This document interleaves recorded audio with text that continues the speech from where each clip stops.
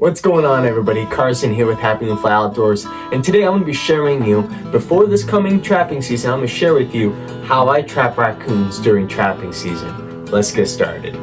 So before this trapping season starts, I just want to share with you what I do and get prepped for this coming trapping season. Raccoons are probably going to be your best option if you're getting started into trapping and you want to put in the numbers on the trap line. So I'm going to share with you a couple things along the way that just makes life a lot easier on the trap line. And if you're a beginner, this is what's going to get you started. So before raccoon trapping, you got to know the location of where you know those raccoons are going to be. Either if you have private land or if you have public land that you could trap, just go in the general area. It's pretty easy to relatively just find these raccoons. Either you're looking for tracks along a creek, or you're looking for any type of remnants of droppings, things like that, or even if you've seen raccoons or seen them den up in their trees. The main areas that you're probably going to find these raccoons are either going to be mainly your creeks. Not that they're a water dwelling animal, but they like to be around creeks because it's a good resource of food. This is really going to come in handy if you have a waterway that's public or private that you can trap, and you know that there's raccoons in the area. This is going to be good for when you have your early season raccoons and your late season raccoons. So once you have a spot picked out, so what you want to start off with is using or being able to purchase a trap or the proper trap for your raccoon trapping. So this is, in my opinion, I have two types of traps that I use. It depends on what your legality is where you live. You can use, for example, you have a trap that's called a conibear, which is an automatic killing trap that I cannot use on land, so I can't use it on raccoons. In other states like Iowa and things like that, you're able to. So for me, for instance, I have to use foothold traps. Now, foothold traps are probably going to be your best bet when you're out raccoon trapping, either as a beginner or you want to pack up the numbers. So the first one I want to start off, and this is my opinion, the best trap for getting the work done when you're out raccoon trapping, is the number 1.5 coil spring trap.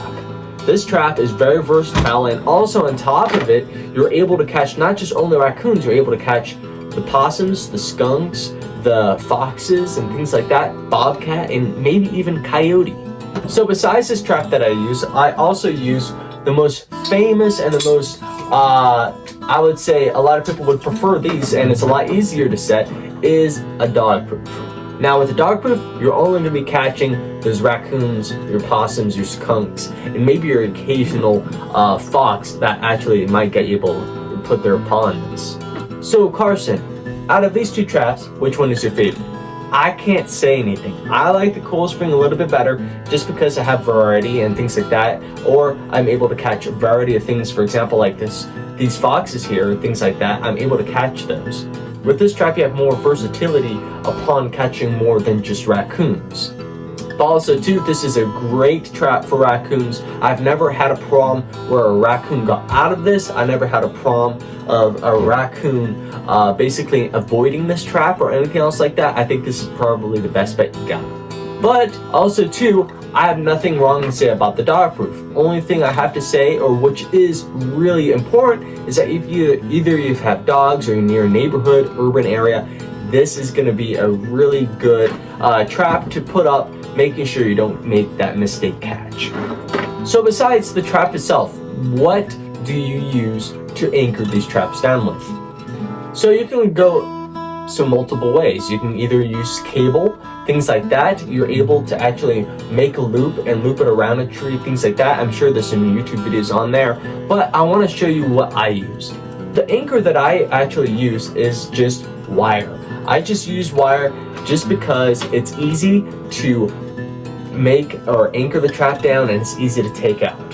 So besides that itself, I can also use these on a variety of things. If I get some wire like this, I'm able to make drowner sets, things like that, which sometimes with the cable, it could be a little bit more expensive, things like that, a lot more work involved. But with the wire within itself, you're able to make this quick sets and get in and get out pretty quick. So again, this is all in my opinion. Obviously, other people have their own, but this is just what I'm going to be using on the trap line this year. Okay, besides the traps itself if you want to interested in what sets to use, I do have some previous videos out on my YouTube channel that you can look at to see what raccoon sets that I use. But mainly, any type of set, for example, if you're going to make some sets with the 1.5 coil spring trap here, make some regular dur hole sets. Make some dur hole sets and just put in some dog food or things like that with your lure or things like that, and that'll just work fine for that. If you have the dog proof, obviously you're not making any type of set. Only one set is that you're just putting the food down in where the trigger is in the trap, and that's it. So besides sets itself, where do you make the sets? So in my opinion, I believe that these raccoons, if you give them a chance on setting these on dry land, for example, you have a creek bottom, they're not going to go all the way down to go in the creek to look for food if you already have the trap up on land. Look, they're not water dwelling animals, for example, like mink, things like that, where they swim in the water. They only thing that they're doing is that they're going in shallow water and scavenging for food. If you give them that option of putting the food way further back on the bank, you're able to get those raccoons before they go back in the water. So I am a firm believer on dry land sets for these, and if you have a body of water or edge of cornfield, things like that, these should be great locations for where you want a raccoon trap. And of course, I'll be coming out with some videos on some locations where I'm going to set these definitely for this coming season. And of course too, if you have any type of trails, things like that, those are just extra things to keep in mind. Okay, Carson, so you have the trap down, you have the anchor down, you have the location down. Now, how do you use, or how do you make, / what do you use for baits and lures? Now, you can go in an hour conversation about this, but I'm going to keep it fairly simple. For me, I like to get just like, it's not necessarily a gallon. You can use a milk jug, you can use any type of jug. This is just a simple jug, and the only thing I have in this for bait, cat food, and catfish floating pellets. Now what I tend to do is that I buy a bag of catfish pellets, things like that, or if I find a really cheap dog food or cat food, I'll just buy that and I'll just make or fill up this container here, and this will be out there on the trap line with me while I'm making these sets. Before buying anything, bait-wise, lure-wise, depending on what type of season or what time of year that you're trapping raccoons will depend on what I, for example, will use. For example, early season, I tend to use dog food, more of sweet smells, and then later on in the year, I tend to go with meat and heavy-based lures or attractants. Also too, any type of gland lures later on in the year is going to be very good. Now, what's the difference between early season coon trapping between October to November to late season December? Early season, the raccoons are trying to put on the fat, and they're basically, what they're trying to do is that they're going to be very, I would say, they're not going to be on a diet, okay? They're going to be feeding themselves relentlessly because winter's coming. Come late season, they're going to be in the rut, and they're not going to be they're already eaten, they're already bulked up. Basically, that's their max that they'll be at. Now, they're kind of like, I can stand away from that. I'll focus on something else. For example, the mating season. So basically what I tend to do then is that I like to use meat-based baits, and I like to use heavy gland lures. It doesn't matter what gland lure that you use. You just want something strong to get their attention and to get them agonized and check out the set. But in general, I like to use cat food, dog food, catfish pellets, which I do prefer. I like to buy them in a 40-pound bag, and then I'm able to use that for an entire season or 2 seasons or more. So basically, what lure do I use?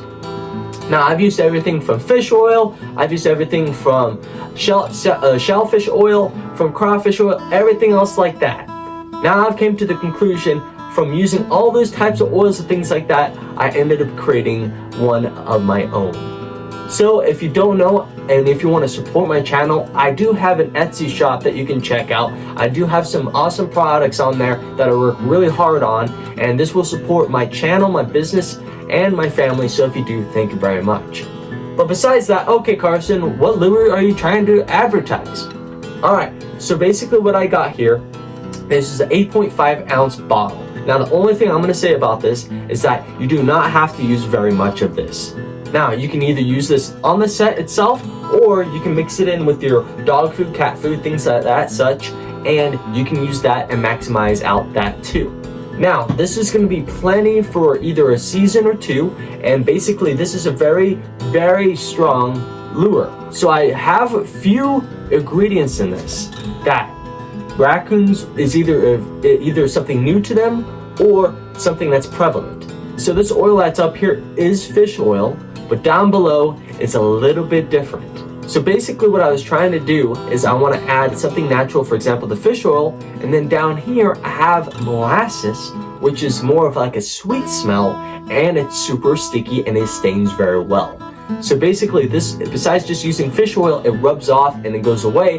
The molasses will guide that to stick to where you want it to be. For example, either the cup around the coon cuff, or either if you have a dirt hole, you want it around that dirt hole and you want it to be there a very long time. So besides the molasses, I also added some other few ingredients to it that are just in general good for the raccoon and is an attractant. So the cool thing about this also is that it doesn't just attract raccoons, it also attracts foxes, coyotes, minks, things like that. So basically this is going to be a really good all-around lure that you can use on any type of set. So besides that, these are the things that I'm going to be using for this coming trapping season. I'll be coming out with more videos in the future, but this is going to be in general what I will be using. Well, thank everybody for watching. I really hope you enjoyed the video. If you really enjoyed the video, please consider smashing that subscribe button, and don't forget to click that thumbs up notification. If you have any questions or any type of advice that you want to give, please leave it down in the comments below. I'll be glad to hear from you. But besides that, thank everybody for watching. Again, if you're interested in either purchasing a lure or supporting my shop, my family, and my business, please consider clicking the Etsy link down below, and thank you very much if you do. Besides that, I'm signing out. Till then, I'll see everybody next time.